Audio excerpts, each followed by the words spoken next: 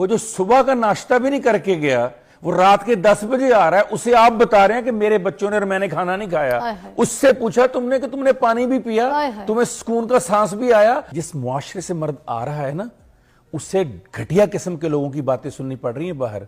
आपको पता है उसका बॉस कैसा है, आपको पता है उसके कुलीग कैसे हैं, आपको पता है रास्ते में उसको पुलिस ने 10 दफा रोका है, आपको पता है उसकी गाड़ी खराब हो गई थी, आपको पता है ट्रैफिक में क्या हालात से वो कराया है, आपको पता है आपकी रिस्क कमाने के लिए वो किन किन लोगों के आगे हाथ बांध कर खड़ा है, आपको पता है उसकी कितनी इंसल्ट हुई है दफ्तर में।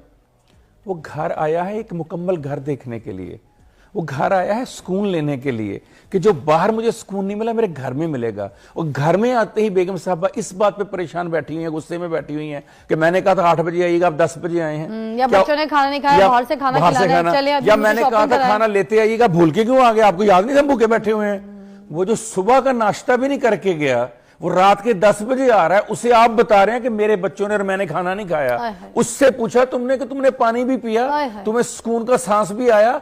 अगर घर में मुकम्मल औरत, मुकम्मल पैकेज दस्तयाब हो जाए, जब मैं मुकम्मल औरत कह रहा हूं तो मैं कह रहा हूं ऐसी औरत जो मां भी बने उस मर्द के लिए, ऐसी औरत जो दोस्त भी बने, बीवी भी बने, गम गुस्सार भी बने।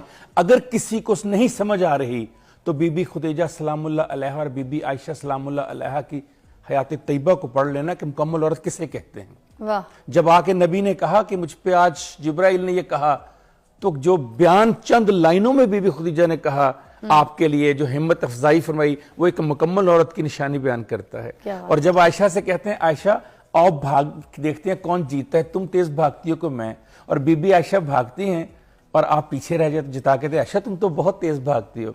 ये होती है दोस्ती, ये होती है मां की तरह ख्याल करना। मुकम्मल औरत बहुत बड़े ओहदे पर पहुंचे, बहुत बड़े ओहदे पर।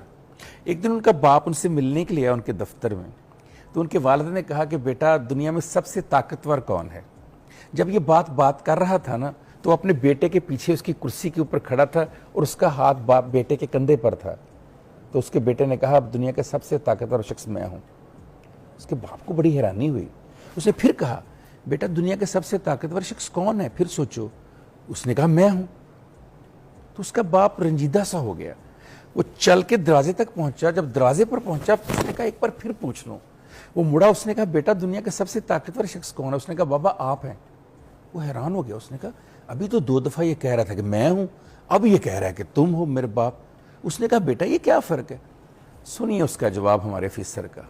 उसने कहा बाबा जब आपने मेरे कंधे पर हाथ रखा तो मैं दुनिया का सबसे ताकतवर इंसान बन गया। मेरे बाप का हाथ मेरे कंधे पर है। जब आपने हाथ हटाया मैं कमजोर हो गया। बाबा आप ताकतवर हो गए सबसे। ये वो हाथ होता है दस्ते शफकत बाप का, कि जिस घर में ऊपर हो, जिस औरत के ऊपर हो, जो उसकी बीवी होती है, जो उसकी बहन होती है, जो उसकी बेटी और बेटा होता है, जब तक वो हाथ रहता है आपके ऊपर आप दुनिया के सबसे ताकतवर शख्स होते हैं। क्या दुनिया का जो पहला इंसान बनाया गया क्या वो बाप नहीं था? हजरत आदम अलैहिस्सलाम। क्या बात। जो इंसानियत का आगाज हुआ, जो इंसानों का आगाज हुआ, कभी फिजा आपने या हमारे देखने वालों ने एक बात सोची कि जो तख्लीक है वो तो औरत करती है, लेकिन रब पहले मर्द को पैदा कर रहा है। इसका मतलब समझिएगा, ये समझ आ गया तो बाप और वालिद का मतलब समझ आ गया। इसलिए पहले मर्द को पैदा किया, ये बताने के लिए कि उस औरत की हिफाजत के लिए, तहफ़्फ़ुज़ के लिए मुझे एक मर्द चाहिए, तब मैं औरत पैदा करूंगा। इसका मतलब है कि जब तक मर्द नहीं होता उस वक्त तक उस खातून की और उसकी औलाद की तहफ़्फ़ुज़ और हिफाजत के लिए, उसके सर पर आसरे के लिए, उसके सर पर दस्ते शफ़क़त के लिए उस मर्द का होना बहुत, और उसी मर्द को हम उसी माँ या वही घर का माहौल जो है कमज़ोर करता है। कैसे कमज़ोर करता है? पहले तो माँ कहती रहती है कि आप जाएं कमा के लाएं, आप जाएं मेहनत करें, मेरे बच्चों को ये चाहिए, मुझे कपड़े चाहिए, मुझे घर चाहिए, मुझे जेवर चाहिए, मुझे गाड़ी चाहिए, मुझे आसाइशें चाहिए, मेरे बच्चों को फीसें चाहिए। वो बेचारा सुबह जाता है रात को आता है, सारी जिंदगी इसी मेहनत में गुजार देता है। जब 60 साल की उम्र में रिटायर होता है या वो बुजुर्गी की तरफ जाता है तो फिर कहा जाता है आपने अपनी औलाद को टाइम ही नहीं दिया, तुमने कब पाला औलाद को? औलाद को तो मैं पालती रही। वो जो सारा दिन धक्के खाता है, जिसके जूते घिस जाते हैं, जिसके घुटनों में दर्द शुरू हो जाता है, जिस बंदे से खड़ा नहीं हुआ जाता। फिजा में बचपन में सोचा करता था मेरे अब्बू की जूती हर 6 महीने के बाद नीचे से घिस क्यों जाती है? क्या वजह है कि मेरे वालिद की जो एड़ियां हैं उसको बदलना पड़ता है हर 6 महीने के बाद। और क्या वजह है कि मेरे वालिद रात को आकर कहते हैं मेरी टांगे तो बेटा दबाना। जब खुद बाप बने तो पता चला उसी औलाद के लिए, उसी बीवी के लिए, उसी घर की आसाइशों के लिए जूते घिस जाते हैं। आज मुझे पता चला जूते कैसे घिसते हैं।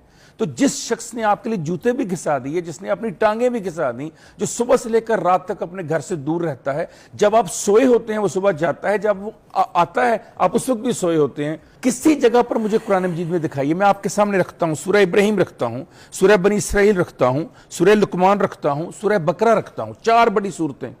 किसी जगह दिखाइए कि मां का अलग से जिक्र है।